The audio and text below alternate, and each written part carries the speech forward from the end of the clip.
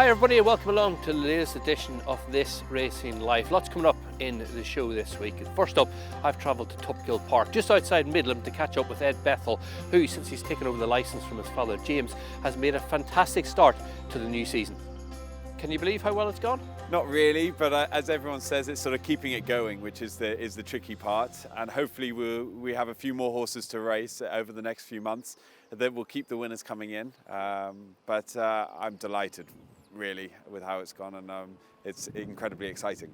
Was it always the plan to train? Yes, 100%. I've always wanted to train horses. Dad tried to make me go off and see different aspects of the industry, which I went and did.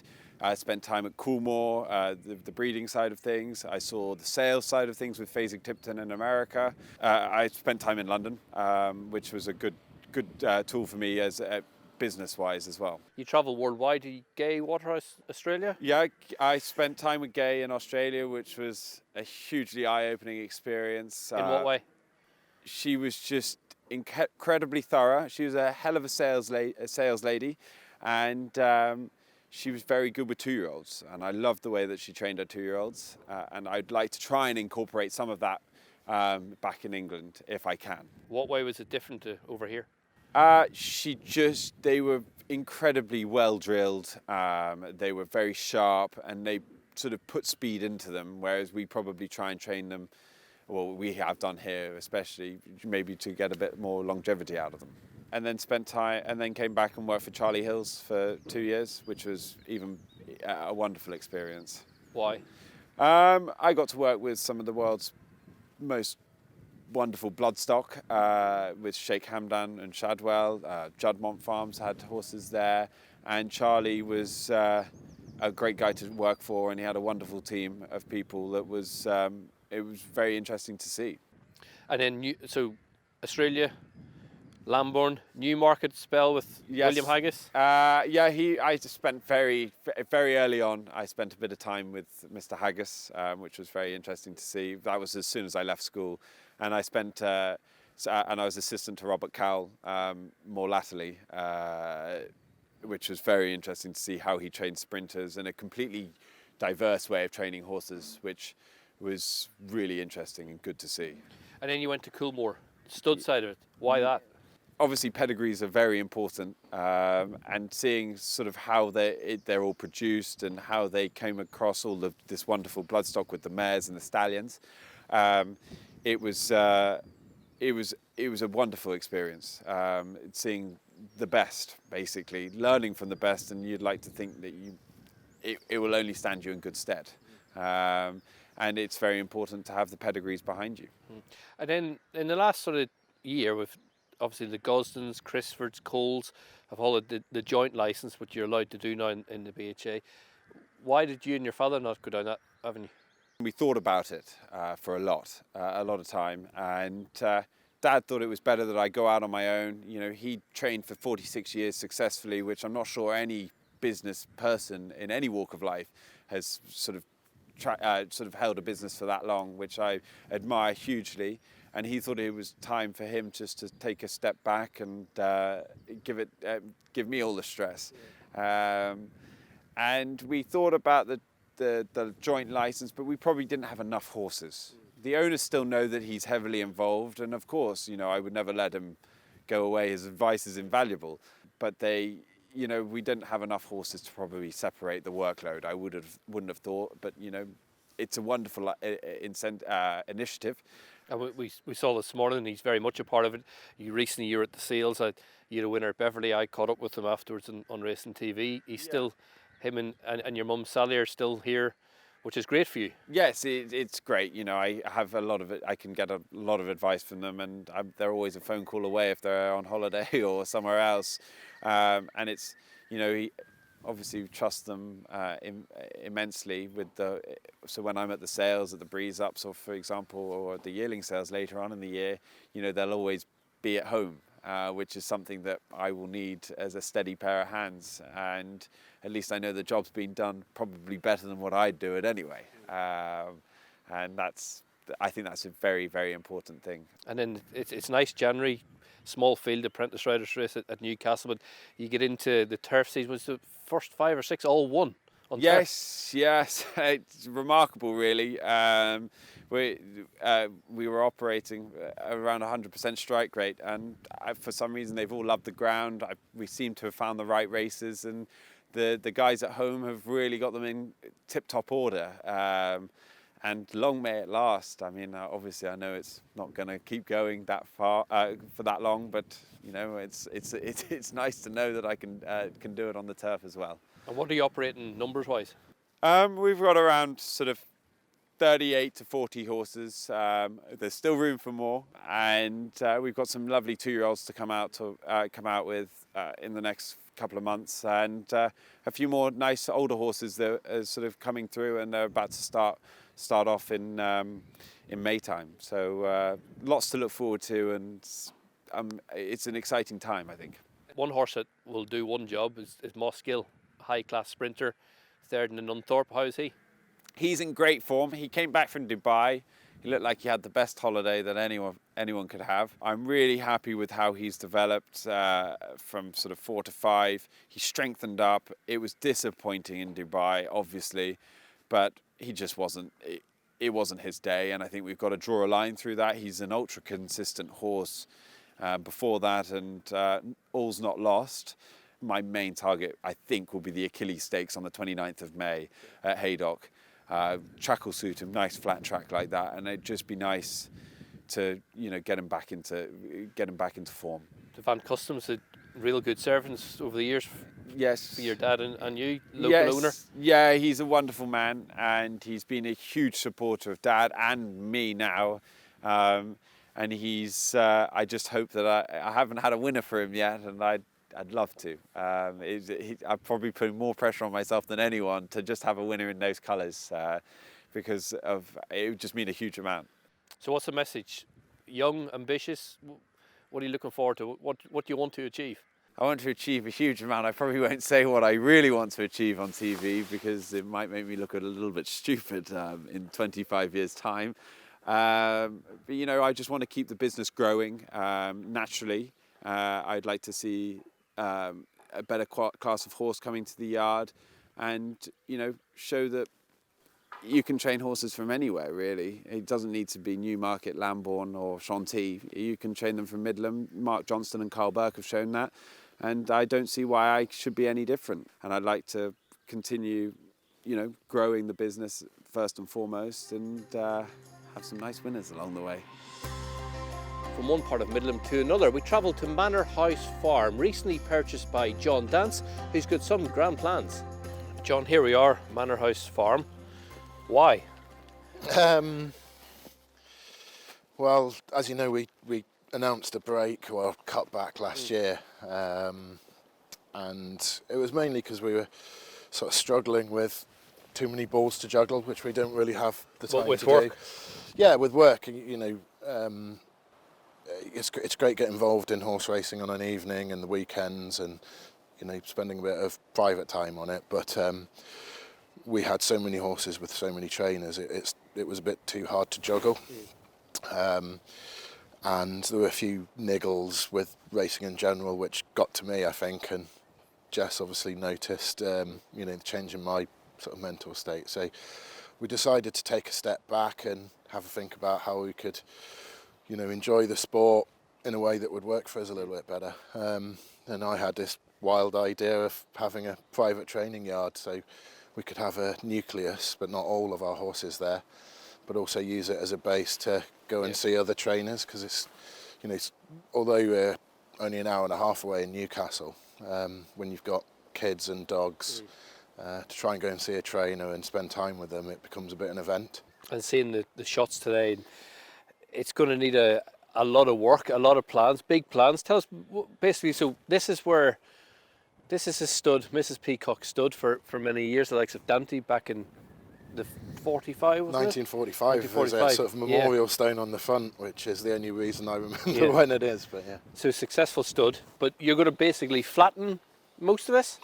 I guess so, yeah. I mean, as you can see, it's a lovely outlook, this yard here. We thought it'd be a lovely sort of quiet, secluded yard for fillies perhaps, but the stables are a little bit aged, so we'd like to replicate the look of them, but probably in Yorkshire stone, modernise them, and hopefully be a nice quiet yard for fillies to be in, sheltered by these trees that are around us, or at least the majority of them. Yeah. And then probably an arch going to the back fields where we can have, turnout paddocks and little turnout pens, which would be ideal for hot-headed fillies and what have you. Try and keep them calm, etc. What stage are you at? Have you spoke to planning?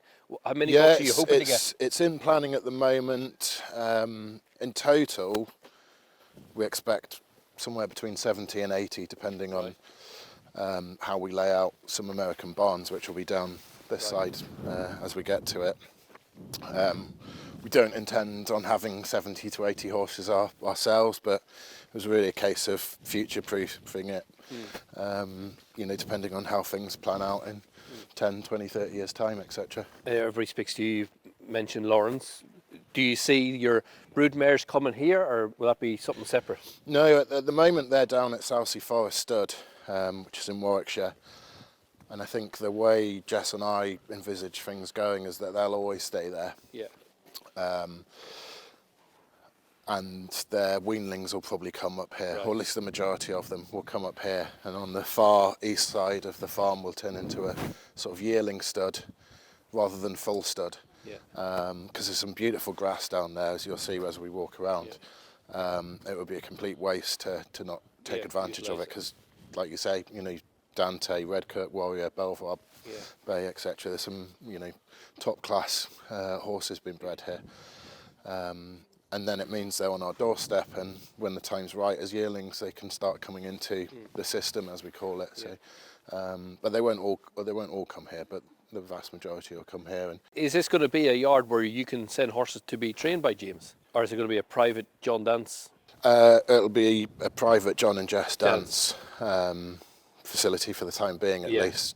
Just whilst we re-find our feet in the world, and we'll see how it evolves in a few years' time. But that's our plan. It allows us to be a little bit selfish, but it also means there's no pressure on James to fill boxes, or so hopefully he can sort of relax and just have to concentrate on doing the best he can with the horses. And tell us about James. We were introduced to him just before Christmas. He was someone that was probably ready for the next stage of his career. He's worked at Tween Hill Stud, and then has worked in Australia. He's worked for Roger Charlton, Sir Mark Prescott, and for the last 6 years he's been working as assistant to Sir Michael Stout. So that's a pretty good upbringing in the world of training. And so obviously no better tutor than Sir Michael Stout himself, of course. But obviously after that sort of time as an assistant, he's ready for the step into the training ranks himself. So he came up with his partner a couple of times in January, and we had a walk around with PJ, obviously, who rides an awful lot for us, but he's a trusted aid as much as anything. And we all gelled really well. We know we're not going to agree on absolutely everything, but clearly a lot of philosophies and mindsets were aligned. And it really felt like a perfect fit, to the extent that we all thought he was probably too good for us, and he'd never say yes. But actually, he's really excited at the challenge and the prospect of what we might be able to do here. And God willing, we can create a sort of, almost world-class facility and give him plenty of tools to try and be the best. It's going to be a lot of hard work. It's going to take a lot of time. It's going to take a lot of reeling John in. But yeah, it's going to be good. Managing John's expectations is one of the hardest things in life.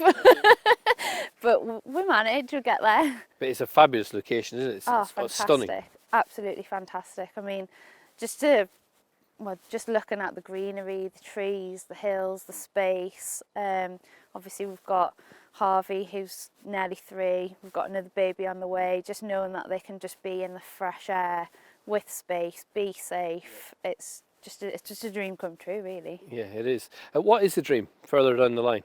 Horse-wise, well, I mean, to get the winners, really, isn't it? Everybody wants to win it.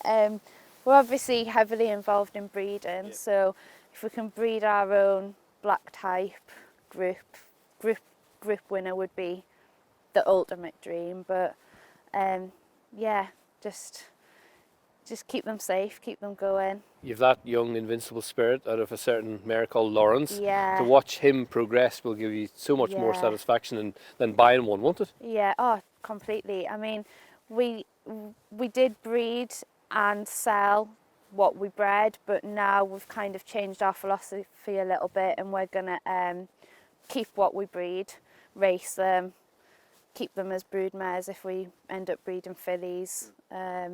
Yeah, just to be able to breed them, see them grow up and follow their career into racing, that's a dream in itself, really. You know, John, I'm not the brightest star in the sky, but tell me, the gallop is where? Well, generally this side from this field onwards is going to be the stud farm, the yearlings area, and you can possibly see a big steel barn falling down in the distance. That'll be the yearling barn, but the gallop will come from the far corner of the field next but one, and it'll start coming slightly higher into the fields along the bottom of the farm here. And across right here. Across here. How far will that be?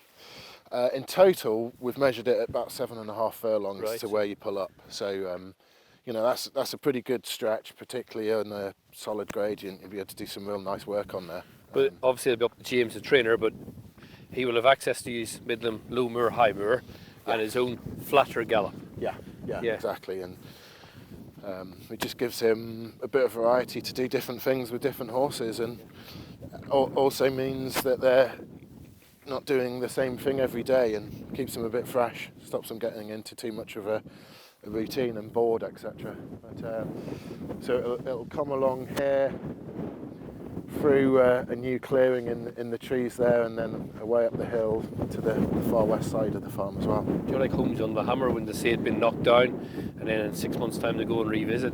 I can't wait to revisit. You reckon sort of a year and a half, a lot of work to be done, but it's unbelievable. Huge amount, but yeah, hopefully in 12 months you'll really see the difference. Yeah, fingers crossed. Anyway, I wish you well with it. Thank you very much. While Niall's been up at Midland, I've been in Lambourne catching up with Saffie Osborne, a young rider really making a name for herself in the jockey ranks. Saffie, it's been so great seeing you riding out here at home. It's been a whirlwind year though, like from starting riding not even a year ago to getting your first winner, having quite a horrific injury. How satisfying has it been this season getting back and riding winner after winner? Yeah, it's been going great. Like, I just can't thank all the people enough that have been supporting me, especially since I've been back. And obviously Oaksey House was a massive part of that. I was off for 5 months and I was fairly battered. So to come back from that and feel fitter and stronger than ever is brilliant. Yeah, so can you tell us a bit more about what happened with the injury and how long you had to go on the sidelines, and is that the longest period you've ever sort of not been on a horse? Yeah, definitely. Like, ever since I've been tiny, even when I was at school every day, I was riding every single day of my life. So yeah, being off for 5 months, I'd obviously broken my arm very badly and dislocated the wrist and the elbow, and then punctured my lungs and plenty of ribs as well. So I was off for 5 months as a whole, but yeah, it took a while to come back from, but as soon like you feel like you're back at home when you're back on a horse, I think. I was slightly apprehensive to start with because you just don't know. You don't know whether like your arm's going to feel the same or whatever, but no, it was great to be back. I was delighted. And actually, as the timing sort of worked in that, it was the back end of the season and you probably were hoping to go away, were you, and in for the winter months, or what were your plans? Yeah, I was looking either to be going to Dubai or Australia. I'd spent the winter in Australia before and built up some really great contacts, so I was going to hope to go back down there and kind of use them, but obviously if it was going to happen at any time, which sounds bad to say, it happened at the right time. Yeah, it was October and it was the day, 2 days after Champions Day, so the kind of everything was coming to a close. But yeah, it was a hard winter. But you came into this like new season all guns blazing, new agent as well, Niall Hannity. Yeah. How much of an impact has he had in terms of the rides that you're getting and the plans that you've got in place as a new team? Yeah, brilliant. Like between him George Baker and Dad, it's the best support network I could ever dream for, really.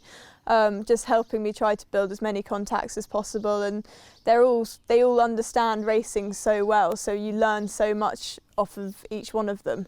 And yeah, just really trying to keep improving my riding and building more contacts.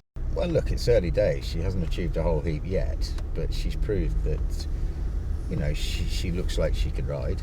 She's, you know, all her life she's been a child who has wanted to do well in whatever she was doing, and she's very determined. And from a personal point of view, it's a whole new dimension to what I do, and I have to say I'm enjoying it. One of the benefits of me being attached to Dad is that he's very flexible in his where I go, or if I say to him I'm in this place on Friday, he says that's absolutely fine. And whereas every other apprentice doesn't get the opportunity to do that, which I know I know in a sense I'm missing out on another large pool of potential rides if I was attached to another trainer. But being able to go into likes of Mr. Charlton's, Charlie Fellows, like Mr. Fellows and everyone like that, it's brilliant. Like, hopefully I'm starting to pick up and build some great contacts. He's been my idol since I was tiny, so like following him around at the races, but whatever I want to talk to him about, like whether it be race riding, and it's brilliant because I've obviously got George Baker as my jockey coach, but Dad understands racing so much, like understands how a race unfolds, and like can read races so well, so you kind of come in and speak to him about it and he already knows what you're going to say. So you learn, and if he thinks you're wrong, like he'll tell me when I'm wrong, but he'd also tell me when I'm right, which not very often in his eyes. Look, the fall was a bit of an eye-opener. It made me realise what my parents went through. But no, I don't worry about her from that point of view. You know, she lacks experience, and we're chucking her into a few scenarios where lack of experience could be an issue. But she's coping very well, and you know, I fear sometimes that, like all apprentices, like all jockeys, at some stage they make a mess of things, and obviously. I don't ram her down anyone's throat, and you know, I'd like my clients to be happy to use her, but you know, if she doesn't do the job well, we're not going to use her. So you know, nepotism is one thing, but I'm not going to apply it at the risk of my business. Yeah, you know, so you know, as long as she keeps going the right way, and she's looking good value for her 7, which is clearly not going to last very long. As long as she looks good value for a £5 claim, then you know, we're going to have no problem getting her on a lot of these horses. Do you feel like you're stronger and fitter for that 5 months off? Definitely. I think you underestimate how fit you need to be, and I think I'm compared to when I went in there, obviously I was very weak after my accident, but compared to then to when I came out, it was like a different person walking out. And yeah, I think it took me a while to get back into it. Like, I didn't have a winner for my first month to 5 weeks, and then when I had my first one, luckily it started to pick up really nicely, and hopefully it can keep going towards looking further into the season. I know that it's easy to throw around the championship and wanting to do that, but are you the kind of person that sets that, or do you want to ride a certain amount of winners this season, or a type of winner, type of grade? What's in your mind for this season? To me, I just kind of think I just try to take every day as it comes, and like trying to improve my riding is the biggest thing, because I think I think even the lads at the top level will say if you don't keep improving, then like you never stop improving. So improving my riding and trying to build some really good contacts for the future, and kind of just not just thinking about just this year, thinking about next year and my whole career really. But obviously the championship is always going to be in the back of your mind. It's something that I've always aspired to do. And I'm going to give it everything this year, and fingers crossed, like if it's not enough, it's not enough, but it's obviously always going to be in the back of your mind. Your dad said earlier that you arrived back from school one day and you said, I'm going off to Ireland. So was it a very spur of the moment? How did it all pan out? Yeah, Dad had seen Joseph at the sales, and Joseph said to me, oh, you should send Saff over to Ireland, like she'd absolutely love it. And to my dad's disapproval, I signed myself out, said I'm not going back and I'm going to Aidan's. Amazing. And it was just incredible. I was meant to stay there for 2 months and I ended up staying the whole season.